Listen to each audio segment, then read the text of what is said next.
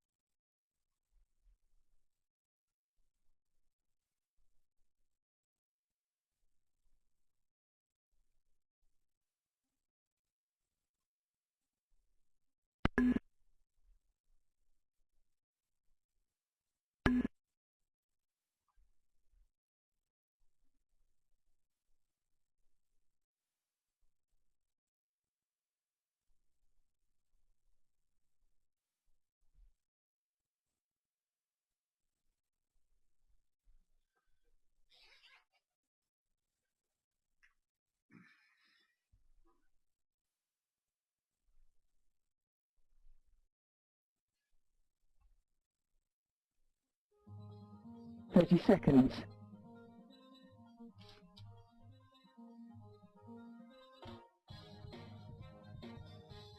20 seconds.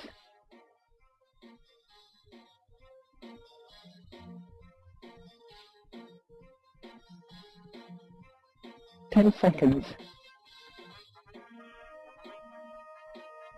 5 seconds.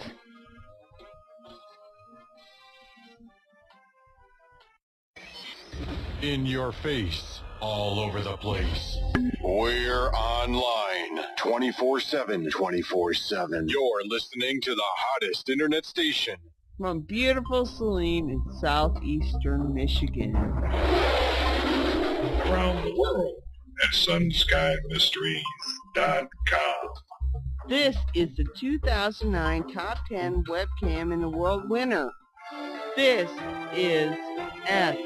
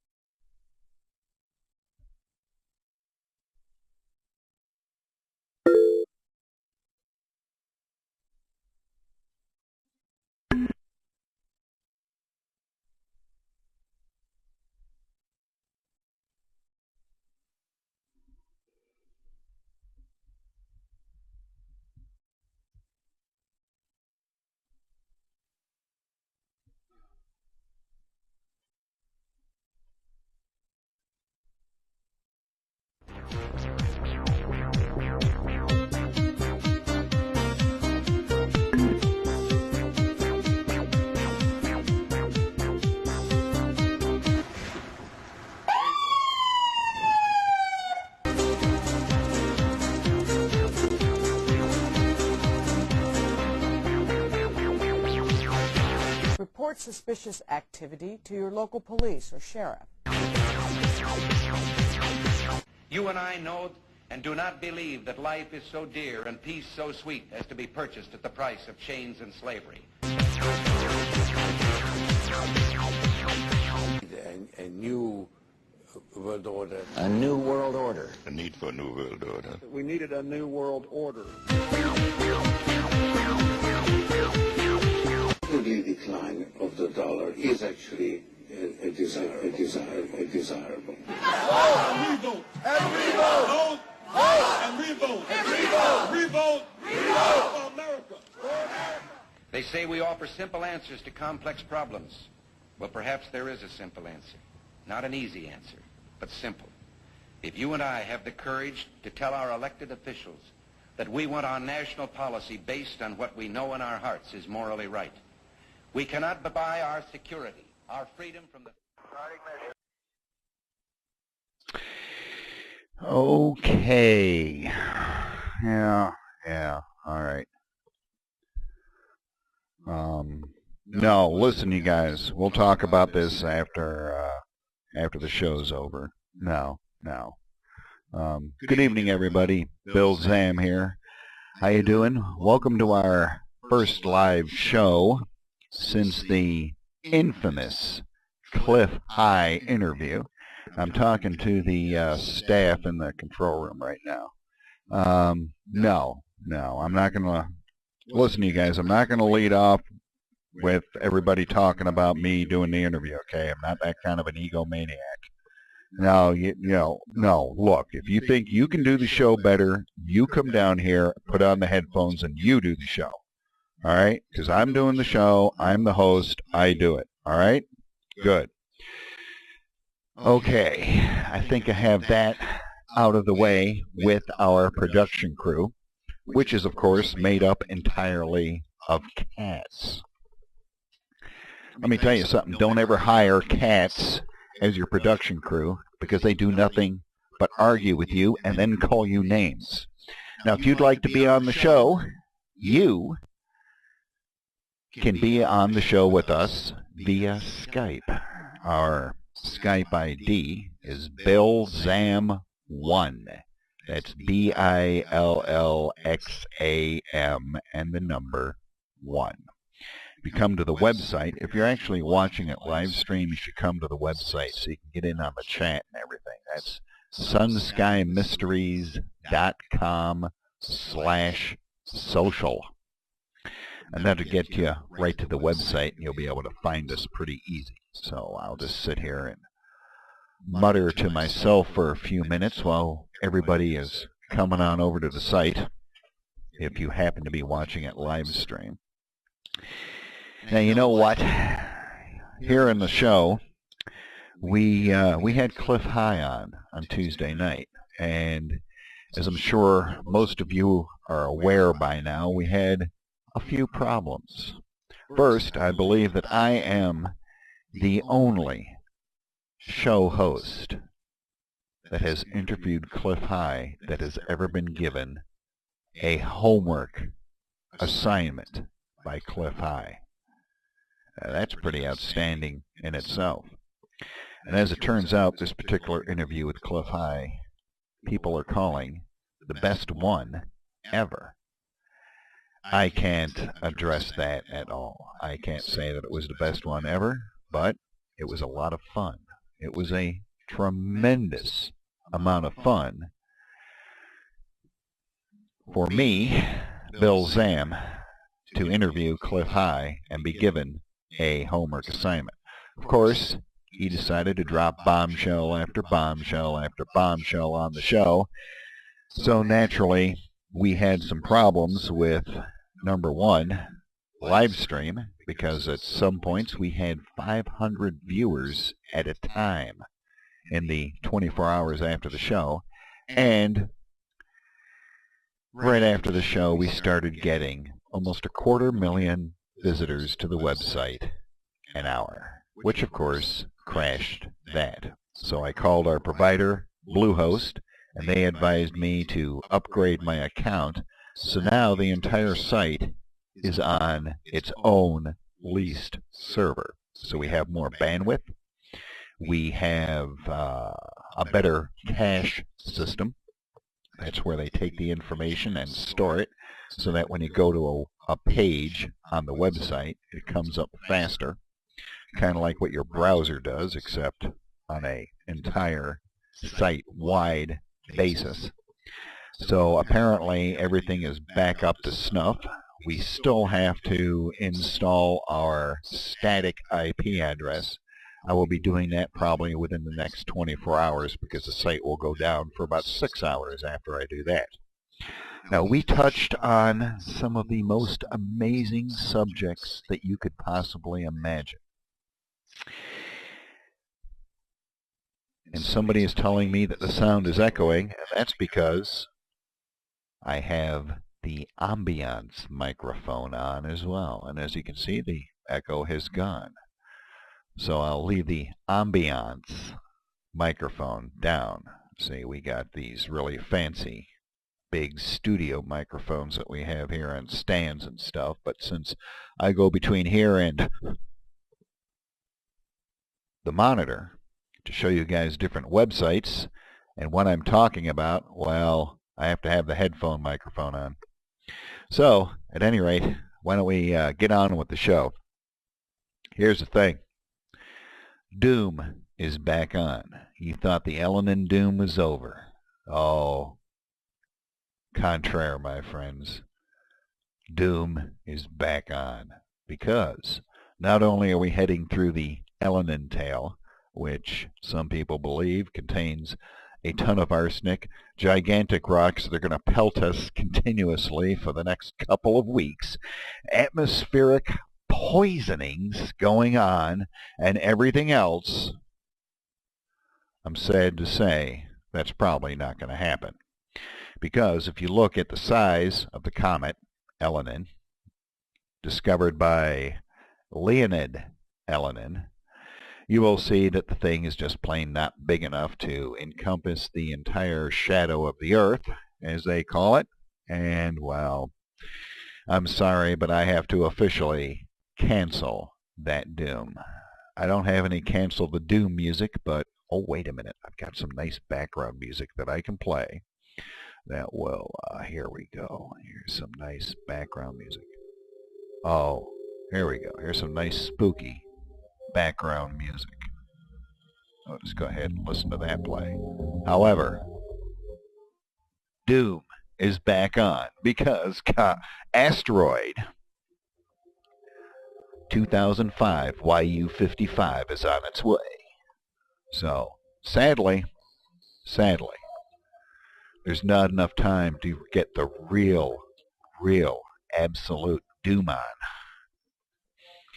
So we're going to have to go with some half-assed doom at this point because, well, even though YU-55 is coming, it's going to pass by the Earth and give us an outstanding view through small telescopes and radar images and everything else of this particular asteroid.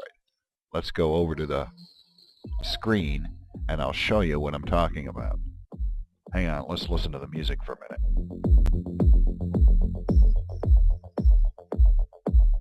This is your Doom asteroid music.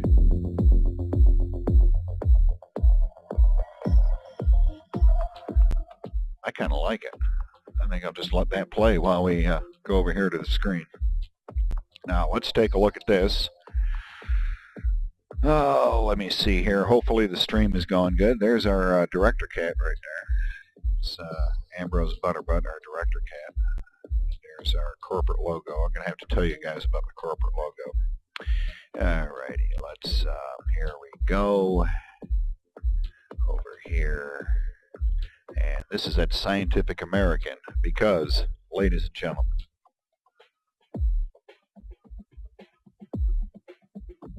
I, Bill Zam, don't just go to some hokey conspiracy website. We go right to Scientific American to give you your asteroid doom. Let me check the chat room to see if there's anything really important happening in there. Yeah, all right. Alleged is the word. Hey, you know that's right. Okay. All right.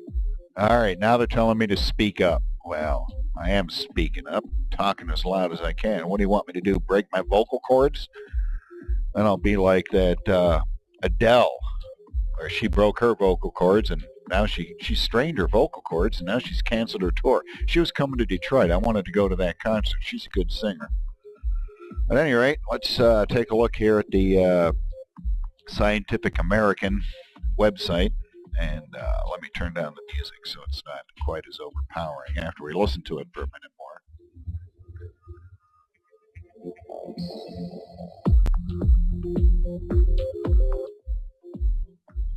That's some excellent Doom music. Let me check the sound levels. While we're at it, the sound levels appear to be as high as they need to be.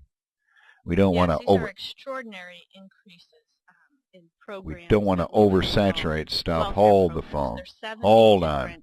Who's that talking? Hey, you stop that right now. Alrighty, here we go. Let's take a look at the Scientific American. Astronomers gear up for asteroid flyby of the Earth. That's my exciting announcer voice. People with even small backyard telescopes, they're going to be able to see this thing as it goes by. It's supposed to go by less than the distance of the moon to us. That's 0.85 of the distance.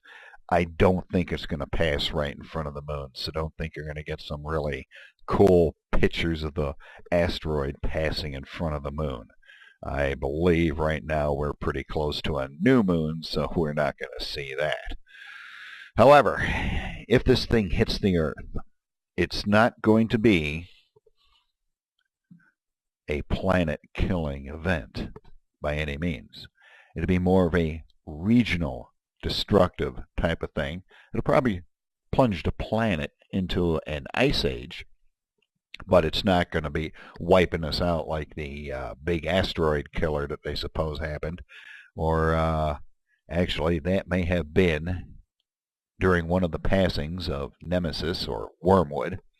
But at any rate, if this thing hits the Earth, it's not going to be destroy the species. It's not going to be a species-ending thing, but there will be an ice age that comes out of it from all the dust in the atmosphere and the shock waves and everything, and well, it's going to get real crowded on the equator if that happens.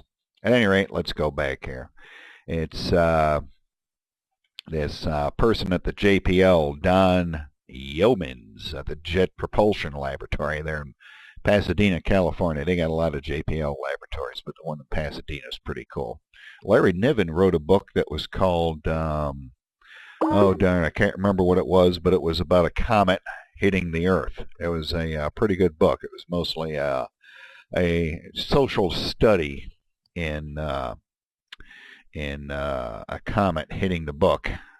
Yeah, no, that was a co-host yakking. The co-host was yakking in the background there a couple minutes ago, and I'm not sure exactly who that person was. It was Yes, these are extraordinary. well, there she goes again. That's quite bothersome. I wish she would just be quiet. At any rate, Don Yeoman says that the JPL laboratory, he says that it's kind of like being in a spacecraft and having this thing fly by, except the Earth is going to be the spacecraft. Hold on, we're going to go to break for just a minute because we have a Skype call calling in from a listener.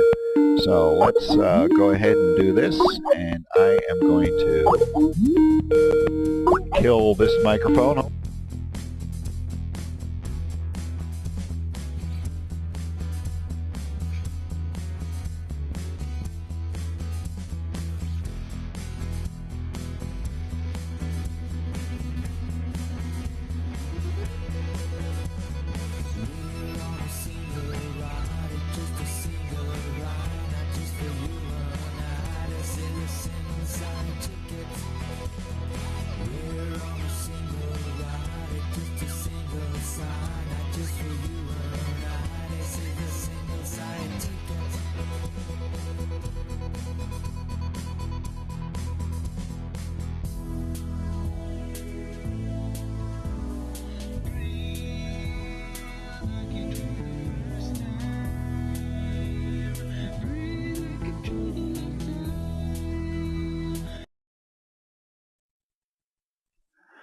Well, that's one of the problems when you're doing your first live show after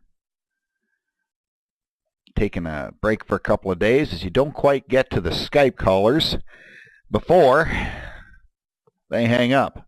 So if Patrick would like to call back, we will most certainly take his call on the air. Just remember, folks, you're live on the air, so when you come on, no swearing, yelling, screaming, I don't know, drunken escapades. We don't take video calls while we're on the air. Audio only, please. So if Patrick would like to call back, that would be just absolutely perfect. And Patrick is calling back. Let's get Patrick on the air. Hold on one second. Let's get him on here. We're going to answer this. Patrick, you are on the air. How are you this evening?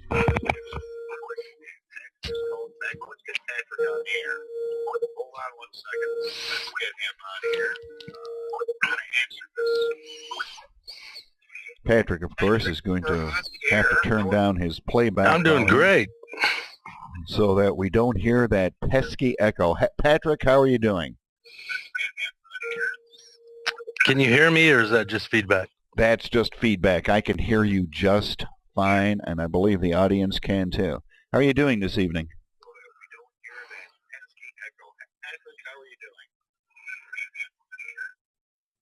you hear me, or is that just feedback? That's just feedback. I fine, and I believe the audience can too. How are you doing this evening? Doing good. Looks like there's about a 30-second delay on this. I don't know what's going on. Yeah, just turn down the audio on your on the playback on the computer, or pause it. If you pause it, that'll kill the sound. Sure. Folks, this is what you call live entertainment with me, Bill Zam, and our caller, Patrick. I just want to say you guys did a great job the other night. So let's see if we can get Patrick on the line here. Well, you guys did a great job the other night. Thank you very much. We certainly appreciate that. It's been a lot of hard work getting the show up and running, but it appears to have been worth it. Did you see the show live, or have you been watching the replays of it? No, I had to do the replays because my internet went out about an hour before your broadcast. Oh, excellent. The powers that be are messing with you. Well, they found out that the wires got pulled in the hard wires got pulled in the box about an hour before. So, but I don't connect that to anything. Yeah, I understand. Obviously, somebody knew that you were going to listen to the show, so they decided to disconnect you from the internet. Yeah, I was in the middle of writing a question for your show. I wanted what was the question? Maybe I can wanted Cliff answer. to expand on his writing. Was it Masagi or whatever it was? Yes. I couldn't get this thought out of my head, or a picture out of my head, of an old Ethiopian guy sitting under a tarp sharpening his spear, waiting for a little rabbit to pop out of the hole, a moon rabbit. A moon rabbit. Yeah. That's Cliff's story about sending the old people to the moon to kill them. Well, I can't use that word. Yeah, don't use that word on the air. Moon truckers. Moon truckers, yes. Gotcha. So I wanted Cliff to expand on his thoughts on inhabitants of the moon anyway. So yeah, he's going to be back on in 4 weeks. So you'll be able to hopefully call back in when he's back on again, if they don't disconnect your internet again. And probably talk to him, because by then we're going to have our Skype all sorted out. Hopefully it's everybody can hear you okay on the air. I haven't heard any negative feedback yet on the quality of the audio. There was something that hit me as quite astounding. It was new to me, the revelations from the Russian researcher.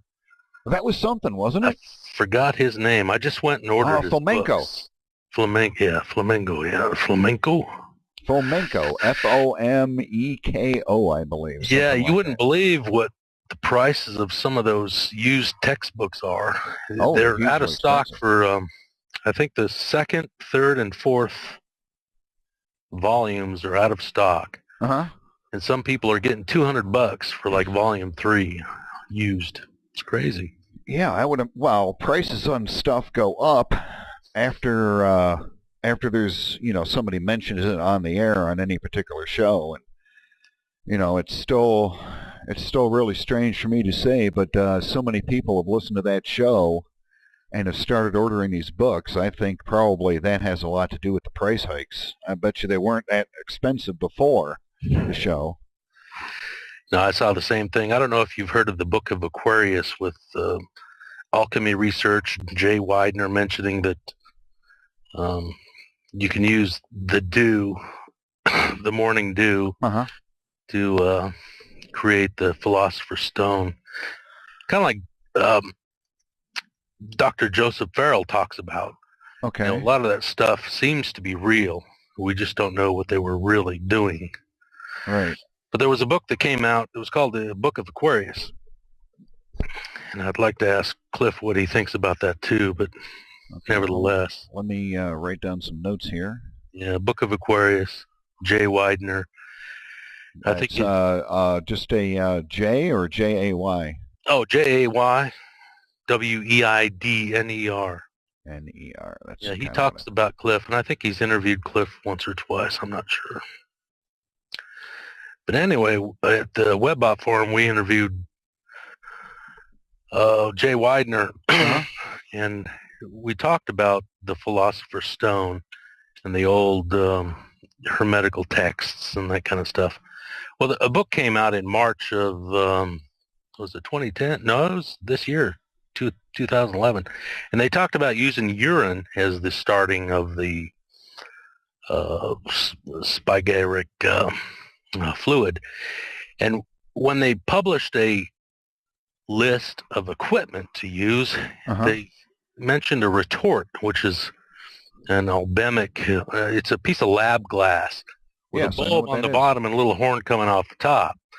Well, within 3 months of that being published, you cannot find a retort, not only in the United States, but worldwide. They ran out of stock within 2 months of that publication. So hang on, let me... This kind of stuff really hits quick.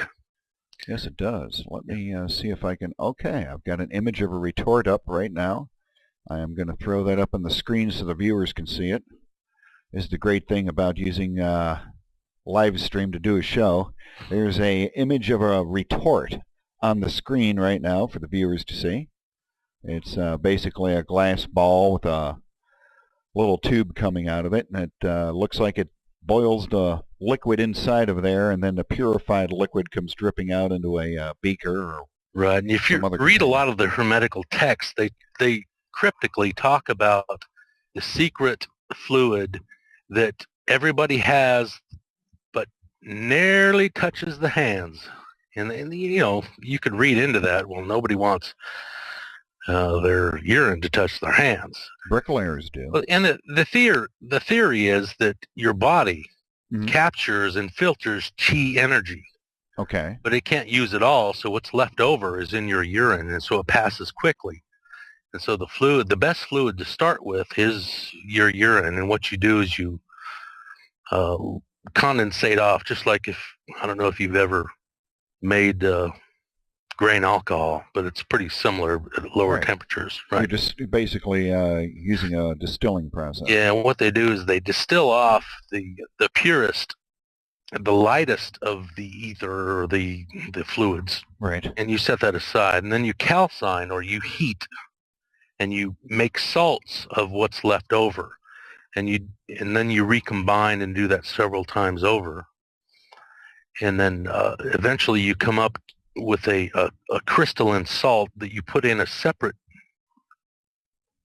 flask, and you let it cook, if you will, at a egg temperature, or what the temperature you would hatch an egg at, about 98 or 101 degrees Fahrenheit. Body temperature. And you let the lightest of the material rain back down and recollect and recombine, just like the Mother Earth does. Right. And you let that happen over a period of 18 months. And during that time, the salt crystals could change colors, like the colors of a peacock. Did you say 18 months? Yeah, it takes a while. So you got to keep it under that level of heat, like 100 degrees for 18 months. Right. You don't want to get too hot because you want to simulate natural conditions. Right. Gotcha. Or optimum natural conditions. And part of the theory is that the Earth does the same thing over a period of thousands of years. For instance, why does gold happen in veins in the Earth? Well, the optimum conditions may actually grow gold in veins in the Earth. Right. How else does it happen? Anyway, interesting stuff. Very good read. Book of Aquarius. Yeah, that does sound interesting. Now, let me ask you a question. How How familiar are you with this process? I'm not asking you if you've done it, but Well, I was 5 months into it, and then my last calcine actually had it too hot and melted through the bottom. Oh, that's not good. Yes, I'm starting over. The reason why I'm asking is obviously depending on the amount of fluids and the type of fluids that you're drinking throughout the day. No, you don't drink this stuff yet. No, I mean the urine that comes out of your body is going to be at different levels of water and whatnot. Is there something you want to eat or drink before that? The initial 500 milliliter charge should be the first thing in the morning because you want as much of the salts and that kind of stuff. Okay, so you want it to be as yellow as possible then? Yeah. Ah, okay. I'm trying to be as tasteful as I can. Yeah, well, it doesn't taste very good, but not that I know. Yeah, I understand. Okay, so you're actually doing this. Yeah, I'm on my second round. Yeah. Yeah, and how far into are you into it? Well, I'm a month and a half back into the first steps. Okay. There's two general steps. The first is to distill off the lightest of the substance and then calcine what's left into a salt. Right. Do that about 7 times, and the instructions are very clear in the ebook. It's a free ebook, by the way. Okay. The second step is incubation, and that takes a much longer period of time. And, if you read a lot of the hermetical texts that are included in that ebook, a lot of excerpts, they allude to people doing the same thing in old clay pots. And it may have taken 5-10 years to develop this process. That long. But, the clues are, the color changes are in the same color change as the peacock on NBC. You take a look at the Rosicrucians, the Rose and the Cross. A lot of their stuff alludes to color changes.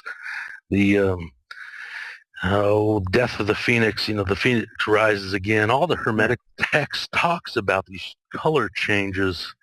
And if you read the Book of Aquarius and how he puts all this together, it makes a lot of sense, connected a lot of dots. What's really amazing to me is you say it takes, their process was 5 to 10 years. Back then, people didn't live that long, so that was almost like a lifetime's worth of work for those people. Yeah. 'Cause they were only living to, 35, 40 years old back then. Well, and there weren't very many years people when who you were started successful. 20, you're like an old man by that time. Well, all you had to do is get it right once. Yeah. And, Saint Germain was one of the reputed people to be able to perfect it. Once you develop the Philosopher's Stone, you could live for hundreds of years. Wow. No, allegedly. I'm not saying any of this is true. I'm a curious guy. Yeah, it's interesting I play with side. I play with Tesla technology. Right. I don't know if you've ever heard of John Bedini. No, I haven't heard of him, but I have made some of those Tesla free energy devices. Oh, cool. Collect energy from the air. In fact, I did a show about that, I think in March or so. Oh, fantastic. I built one of those on the air, and we were, that thing collects energy. You get like 0.3 of a volt out of it 24 hours a day. Have you ever played with the HHO or the... Yeah. Yeah. Yeah, as a matter I of did that fact. in my car. I actually improved my mileage on a V6 by about 15%. Well, it's interesting that you mention that because I have the truck that I drive is it's a Dodge Dakota, and it's a 2000 with a stick shift, and it's got the 4.7 liter V8 in it. It's a big engine. It's made for towing. It's got the towing package and everything on it, and I made the hydrogen generators for that. And I made Smax booster, or which design did you use? I just used the basic washer design, with the stainless steel washers.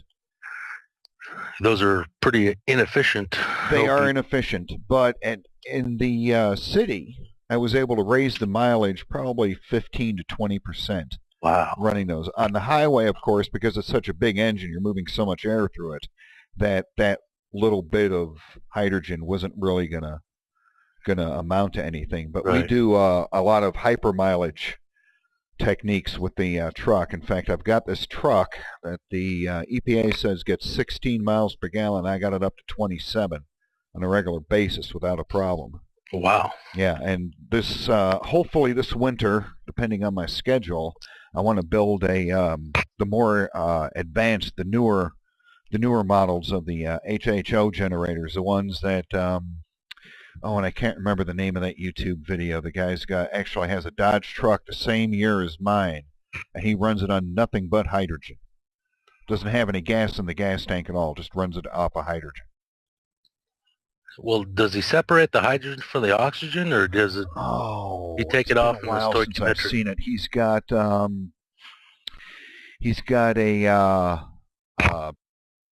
let's see. He's got a PWM power management system, which is the same thing used to charge solar, use on solar panels to charge a Yeah, I never did battery the bank. pulse wave modulation. I Yeah, always that's did what he's brute using. force. He's using the pulse wave, and he's got a tank that he pressurizes with the hydrogen. I don't think so. He's probably separating the oxygen from the hydrogen. I don't think he is. I Really? think he's just using the straight mixture. And they've got a pressurized manifold on the intake, and they've got the controls inside the truck, and they run around 40 to 50 pounds of hydrogen into the engine, and it runs just fine. Mm.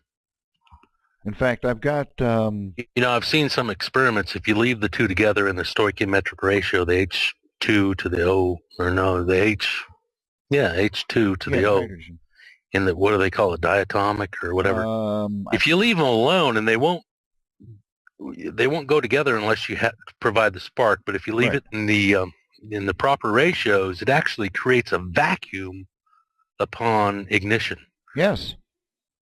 So if he didn't separate it, he would have to do a lot of modifications to his engine to make that happen. I'm not sure. It's the new design of the hydrogen generator, and I am just the name of it escapes me because this kind of just came out of the blue at me. If I'd had a little bit of time to get up all my information, I'd be able to hit that better. But you know what I'm going to do? Is tomorrow night on the show, I am going to look up all my information and see if I can get that YouTube video up so people can watch it. Yeah, it's been a while since I played with that stuff. Back in 2007, you know, I was spending most of our grocery money on experiments up in the barn, but then I heard from Cliff High about the pending stock market crash on October 7th. So back, you know, July on, I was doing nothing but putting food away and planting gardens, building greenhouses, that kind of stuff. So there's a lot of people doing that. I gave up. Yep. Yep. Things are just getting worse and worse out there. We got people got to start preparing. That's one of the purposes of this show, is to help people. Yeah, and that was amazing. He called it to the day. You know, I remembered it because he mentioned that October 7th was the peak period, and I remember it because it was my mother's birthday. Right. And if you take a look at the graphs, the midpoint of decline was October 7th, 2008. Yep, it sure was. Crazy time. Yeah. Good thing I listened, though. I put everything I had from IRAs and that kind of stuff into silver at $11 an ounce. So. Oh man, I got in at 30. And now it's just kind of like hovering around 35, just messing with us. But it's not a whole lot. Just like Salente says, I'm part of the people that doesn't have anything to lose. So yeah, I think a lot of us are like that. Well, listen, Patrick, I'm going to let you get going so I can I appreciate you having me on. You guys did a great job, and thank you. Look forward to checking in once in a while. Thanks. Yeah, not a problem. Thanks for calling. And have a good evening. And there we go, folks. That was Patrick. The very first time that we've actually taken a live call from our Skype line, except for the interview that we did with Cliff High. And, well, that was just pretty darn cool. How do you like that? We can take calls on the air, and Patrick turns out was pretty darn knowledgeable about a lot of stuff. So let's go back over to the screen and take a look at some more of this stuff about the asteroid doom. I gotta add an echo to my voice so I can, when I say asteroid doom, it sounds really cool. Okay, so let's get the screen back up here, go like this. Hopefully the stream is still doing good. Here we go. We've got, let's, don't forget, we're over here at Scientific American because we go to the real science people, not those half-baked websites that other people go to, like sunskymysteries.com. Wait a minute, that's my website. At any rate, they're using radar to capture images of this thing. And I'm not sure if they have a image of it on this website. No, they don't. There's, I think if you go to the JPL website, they've got a radar image of the asteroid. It's just a round ball, nothing much to see. It's pretty fuzzy. But this thing's going to come really close to the Earth. And they're using radar to get images of it. And it's apparently what they're saying, what the JPL folks are saying. Let me switch back to the camera here so you can all look at my lovely face. But the JPL people are saying is that this is going to be an extraordinary opportunity to be able to get a radar locked on to this particular object. Because when you consider that if something is incoming to the Earth and is going to strike the Earth, obviously they have to image it with radar before they can do anything to try to deflect it or destroy it or what have you. But being able to image this thing as it's going by on radar really is, when you think about it, extraordinary, because it's going to be going at such a speed that I'm not sure what kind of radar they're going to use, or even if they're going to have a live stream of it on the internet. In fact, let me while I have my note-taking material up here on the screen of the laptop, let me make some notes and see if we can find a live radar image of this thing from JPL or NASA. See if there is a live radar image of the asteroid of doom. So there you go. That's some news about the asteroid, and hopefully the stream is going good. The streaming software is telling me that I'm straining the computer to its very limits of existence, but I don't care because I'm having too much fun at this point. I've got some notes here from it. The thing is 400 meters in diameter. I think that's around 1,200 feet in diameter. And it's going to miss the Earth on November 8th, and it's going to be scraping past us at just 0.85 of the distance between our planet and the moon. You know, they use those fancy 0.85s and everything, so it sounds like it's a really small number.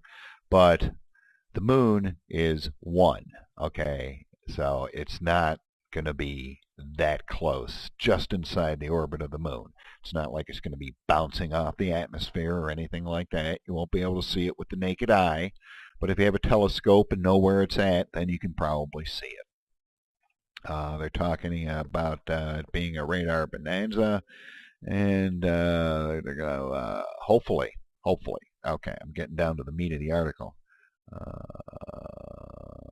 Somebody in the chat room wants to know if anybody ever published the size of Elenin, and I believe I have I actually have here on the desk somewhere, if I can find it, I have a model of Elenin. It's around here somewhere, so that you can actually see the size. Okay, here we go. If hold on 1 second. All right, I'm back. All right, if my head is the size of the Earth, yeah, this little piece right here is a little piece of debris that I have right here, because that's what comets are. They're debris. That's about the size of Elenin. It's not like it was some kind of supersized giant. It was just a little thing. And as I was saying at the top of the show, as this thing passes by, like that. It leaves behind a trail of dust and chemicals and everything else that's blown about by the solar wind. Now, if we pass through these debris, then possibly some pebbles or rocks or what have you can get into the Earth's atmosphere. And if this was actually a really, really big asteroid giving off various chemicals and everything, yes, it could affect our atmosphere. But given the size of the thing and the dissipation of the tail before we get to it from the solar wind. Remember, we've got a lot of solar storms and there's a lot of activity in the magnetosphere of the sun. I suspect that all of these debris and all of these gases and everything are going to be so dissipated by the time we go through it in a couple of days that it's not going to matter one tiny bit. So, there you go. We will, as Earth, go through the debris field. Yes, we will. If LNN exploded, then the backwash will hit the Earth at the same time as YU-55. Again, because of the solar wind and everything, I don't think it's going to have that much of an impact on life on Earth. And I will also point out that YU-55 will not be hitting the Earth unless it makes a real sharp course change over the next couple of days. It's going to be about as far away as the Moon is, which is a fair distance away. It's not going to be close enough for the Earth to capture it by a gravity slingshot or anything like that. The thing's moving at a pretty darn good clip. So I'm reading here in my notes that by November 8th, not after, by November 8th, the team will be able to produce an animation of the asteroid showing its shape and rotation, says John Giorgiorni, a senior analyst in the Solar System Dynamics Department at the Jet Propulsion Laboratory in Pasadena. So hopefully we will have something for you on the show, a website that you can go to so that you can read about this and maybe see the animation. Maybe we'll put the animation on the air. That'll be something. Maybe I can get a webcam hooked up to my telescope and we can watch it. No, that's not going to happen. I'm not going to do that much work. I mean, I like you guys and everything, and, well, don't like you that much that I'm going to actually get out my telescope and rig up a camera and a video camera and everything else to the thing. I mean, holy cow. That would be insane. Our next topic tonight is nothing to do with asteroids. It has nothing to do with comets. And it has nothing to do with my urine, believe it or not. Actually, it has to do with the young lady whose voice we heard earlier, and it has to do with welfare reform. Because, as it turns out,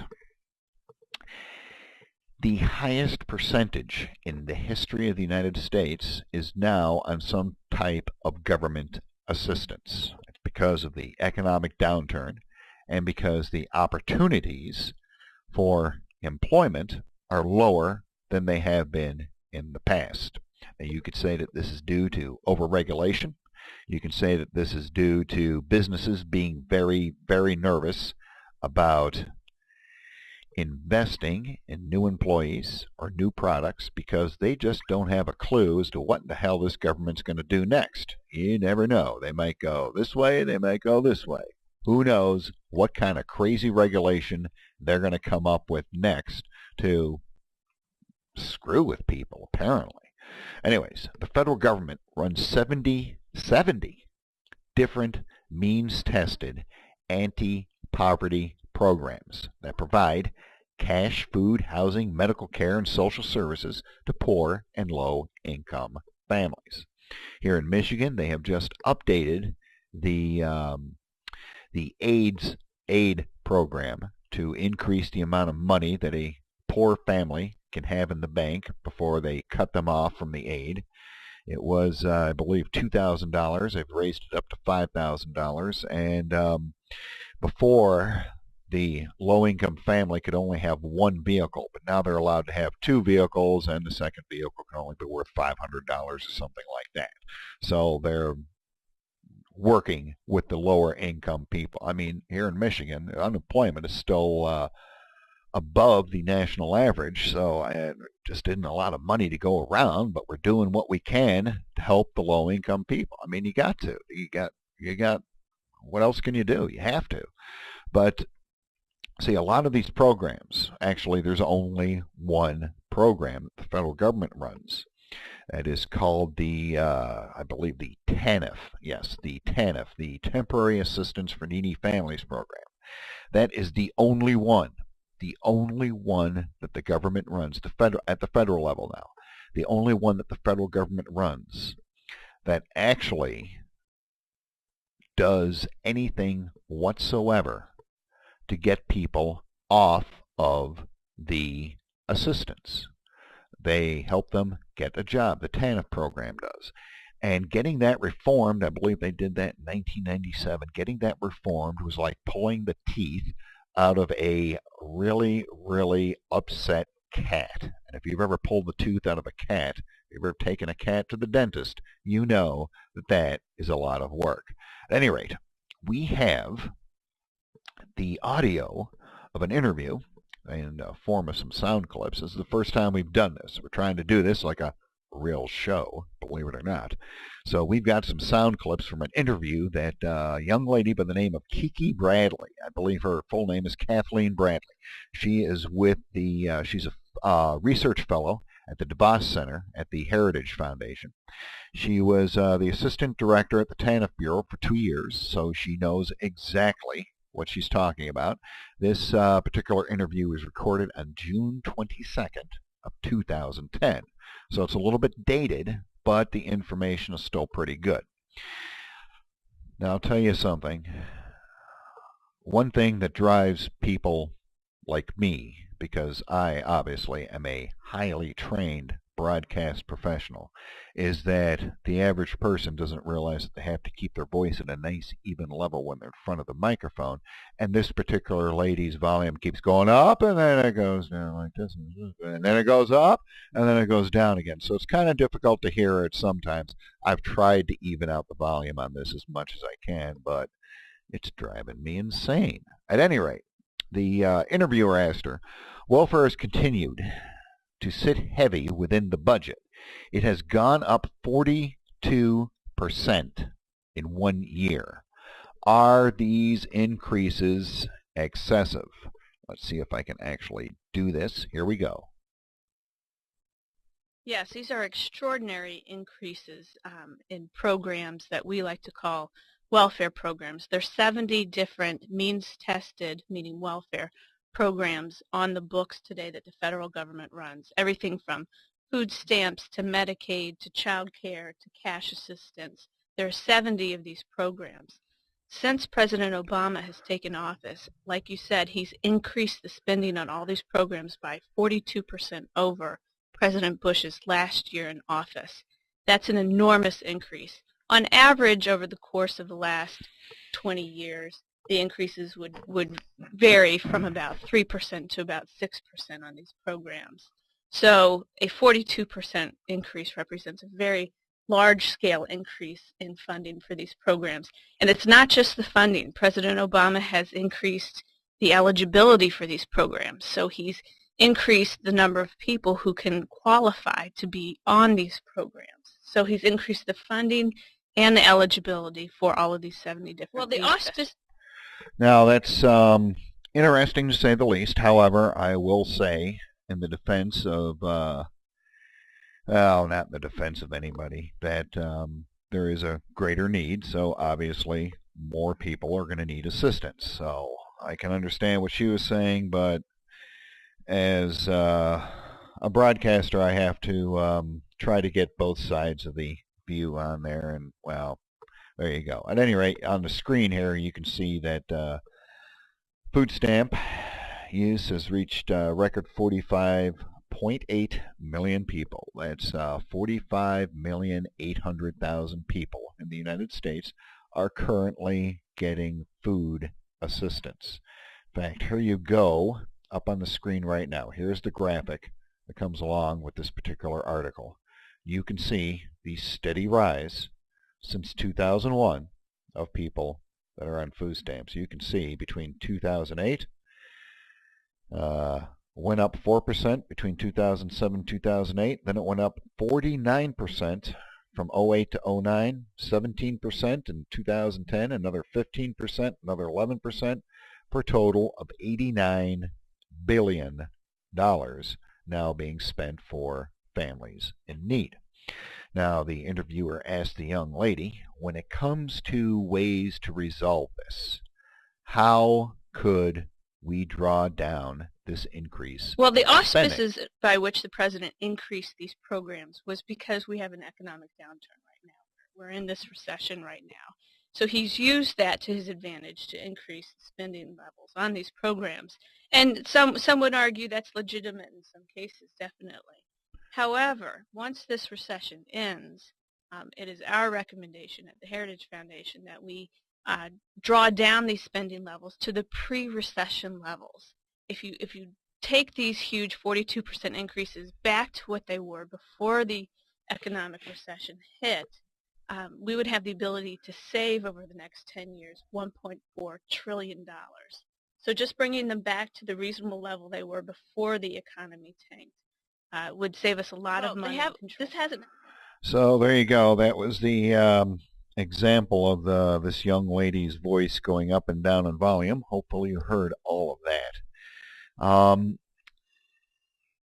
It's, I mean, this is just an amazing figure to me that the number of people on that need assistance has gone up this much in this short of a time. I don't know if they're purposefully trying to build dependency on the government programs, or if this is just an anomaly simply because of the dire straits that the economy is in. No thanks to the efforts of the government. Now, one of the successful, here's the next question that the interviewer asked the young lady. This will be our last clip for this. One of the successful components of the program is the work requirements. Why haven't we seen replication of this to the other 70 or so programs? Well, it depends on who's in power in government and who has the will to want to do this kind of reform. It was a major monumental reform in 1996 to reform this one program, formerly known as AFDC, the Aid to Families with Dependent Children.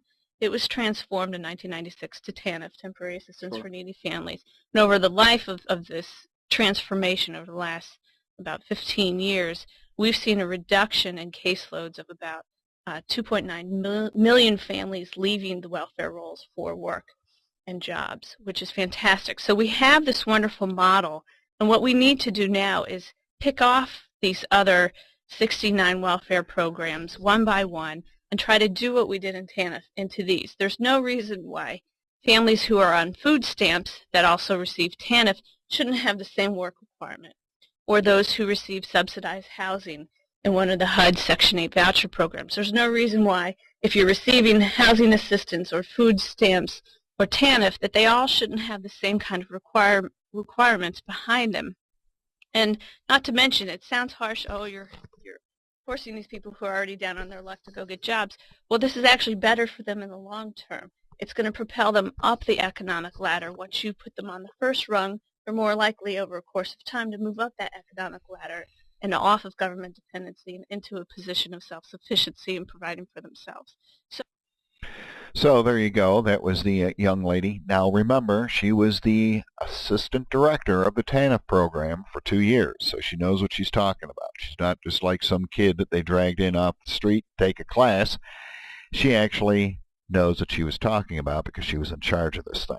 So that is what is going on with some of the government aid programs. You would be doing yourself a great favor, as well as your community, if you took the time to check this out and tried to help educate other people about this issue, because it is an issue, as you saw on the graphic on the screen, that the percentage of the budget is going up and up and up as far as these programs go. Now, we're on to our next thing, and I'm going to see if I can do a vocal special effect. Hold on 1 second here. Here we go. Let's see here. We're going to go like this. And okay, for our next story, it's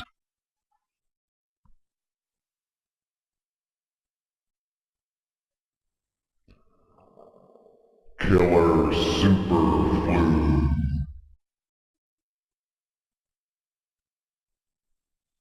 That's right, Killer Super Flu. My first attempt at a voice effect. I thought that was pretty funny. Where's Cliff Eye when you need him? Alrighty, here we go. There is a super flu. Many years ago, I think this was in the 1990s, so it wasn't really many years ago, but it was several years ago, there was a book written, and I can't remember the name of the author offhand. It was called War in 2020. It took place, obviously, in 2020. It was a world war, and it was basically brought on by a super flu that killed people the world over. And this requires us to go back to the screen and see if we can. Here we go. This comes from the Mail Online in merry old England. Fears of a new deadly superflu which could spread to Britain within 24 hours. What has happened is that the dreaded bird flu and the human flu have joined forces. So now we have a super flu. I kid around, but this is serious business. Apparently, this is a 70% fatality rate. This isn't your swine flu, the HN5N5N51 thing that they were trying to get us all vaccinated for, that simply petered out. This is the real deal because, and I'll tell you why, ever since I read that War in 2020 book, I have really paid attention to the flu season and whatnot. Because during the flu season, people get the flu.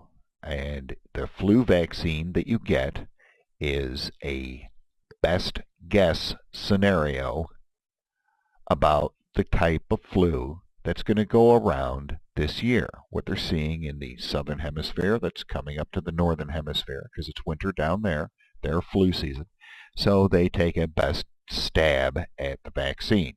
However, if these two flus have merged, that flu vaccine you got ain't going to do you any good at all. So you're unprotected. Let's go and take a look at this article.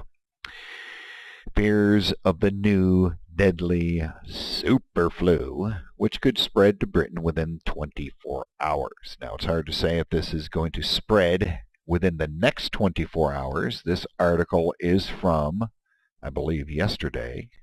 Oh, hold the phone. This was updated at 9 o'clock this morning. So this is a new update.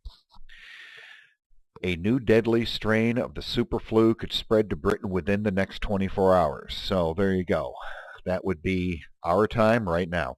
And these folks are, they're not screwing around over there. This is serious business. So I apologize for messing around during the introduction to this, but this looks like it's gotten substantially more serious since I first saw this article. Let me zoom in on the screen a little bit so you can see this better. This creates the risk of a lethal mutation leading to an ominous superflu virus, which humans have almost no immunity to.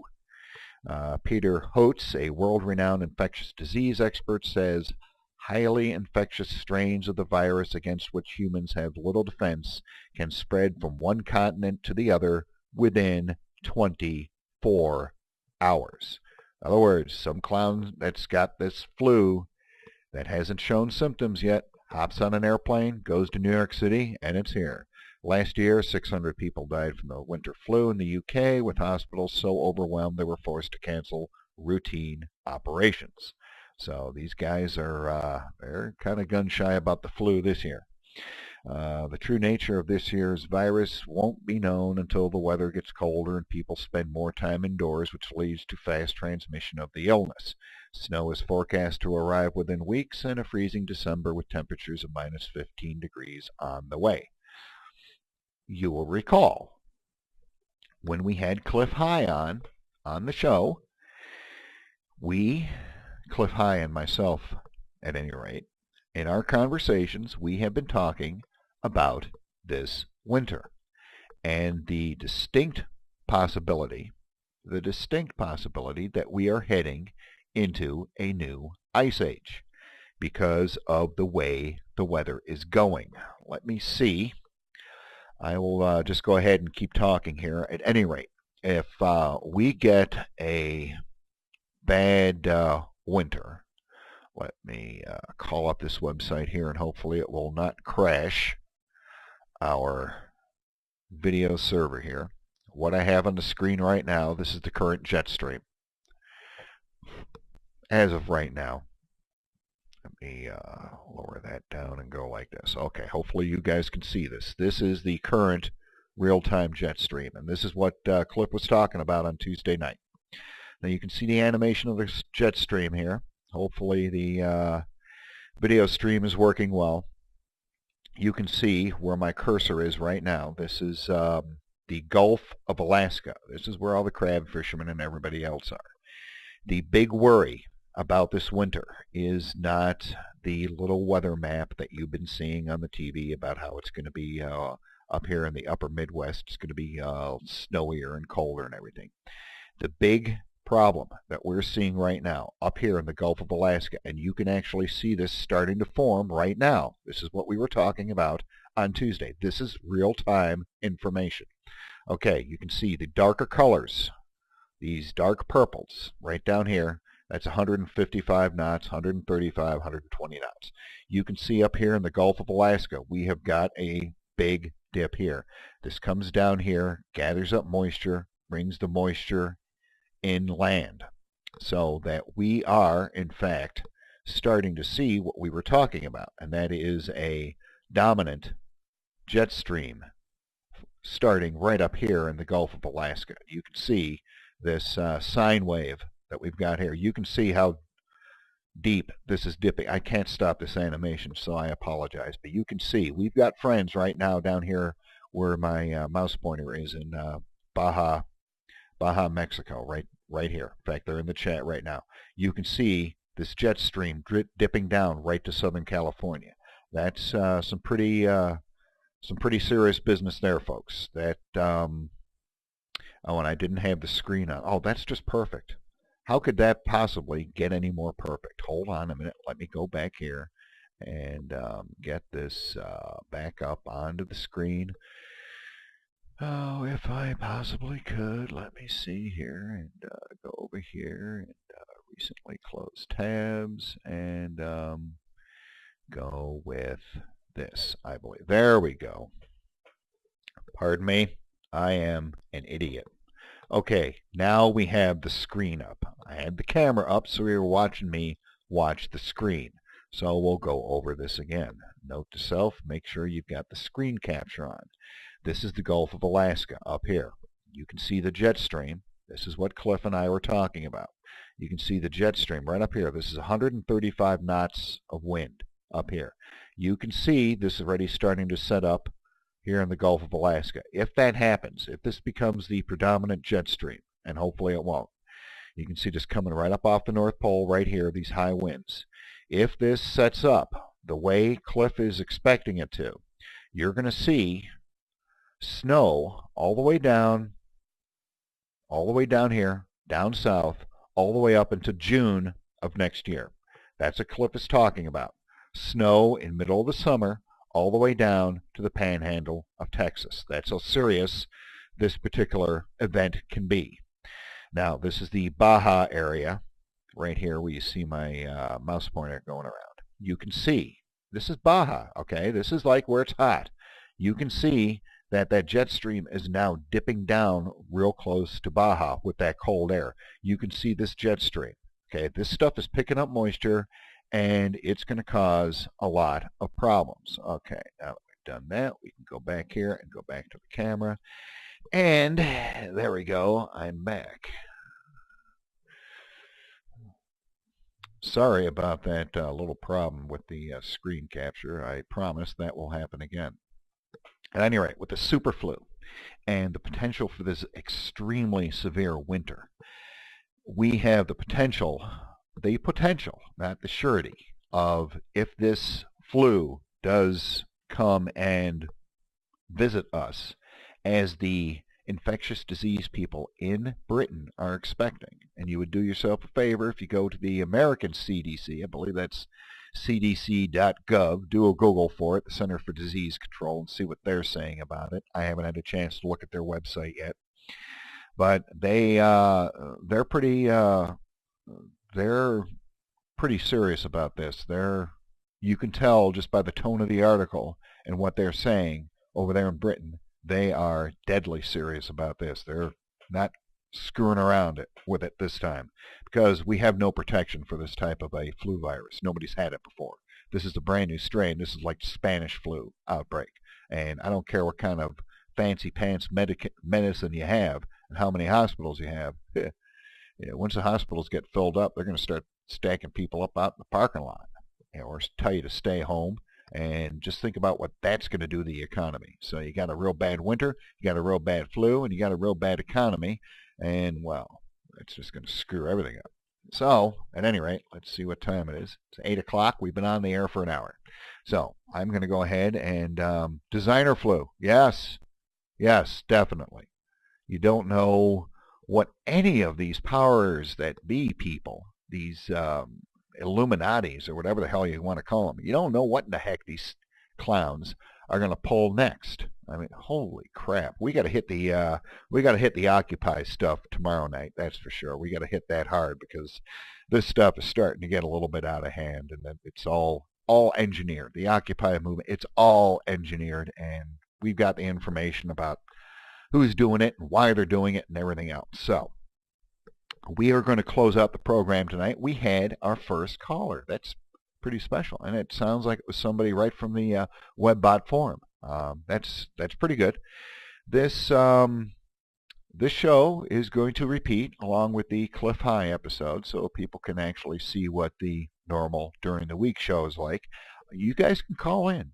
When we're on the air, you can go ahead and call in. Just remember, you're on the air. Don't say anything stupid. Don't swear or anything like that.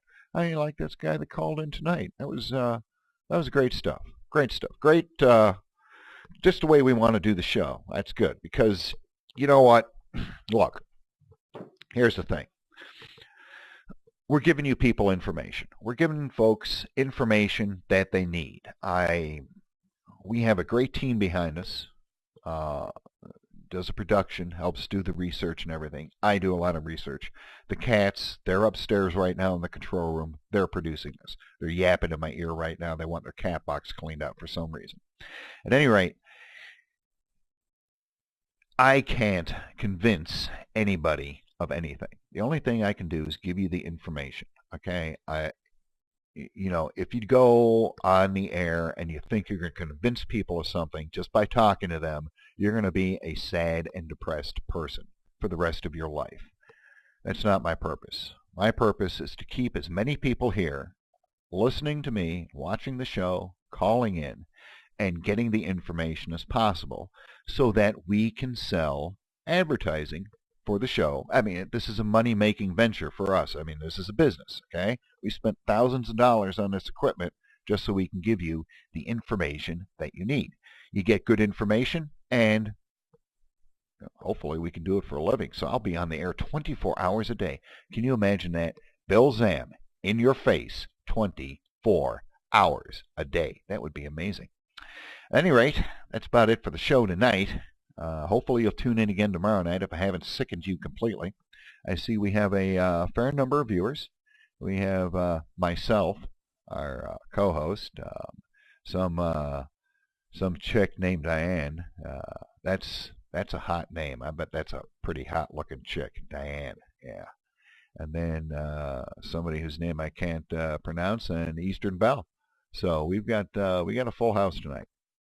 I have no idea how many people are watching on the live stream because I don't have it up because I don't want to plug up the network so that we can get the best stream to you, our viewers, that we can. So, till tomorrow night, this is Bill Zam. I'm going to sign off. Remember, when you're driving around, it's darker in the morning and it's getting darker earlier at night. That means that you have to be a little bit more careful when you're driving because kids are wandering around, going to school, going to events, things like that. So when you come up to stop signs and you come up to street lights, you have to remember, look both ways. Look for those little kids because those little kids, they don't know to like press the button to get the walk light and stuff like that if they're going to and from school. They're all hopped up on sugar and everything else and excited from the school day. So, you know, if you roll through an intersection, you hit another car, that's an accident. But if you roll through an intersection and hit a child, that's a tragedy. So I want you people to be careful while you're out there. And by the way, tonight's show was brought to you by the Small Company Moving Guide. The Small Company Moving Guide, everything you need for a smooth move. And before anybody asks, the internet is down to 71. I repeat, 71 in the United States, with almost 30% of all the data being lost. So, that said, we will see everybody tomorrow night.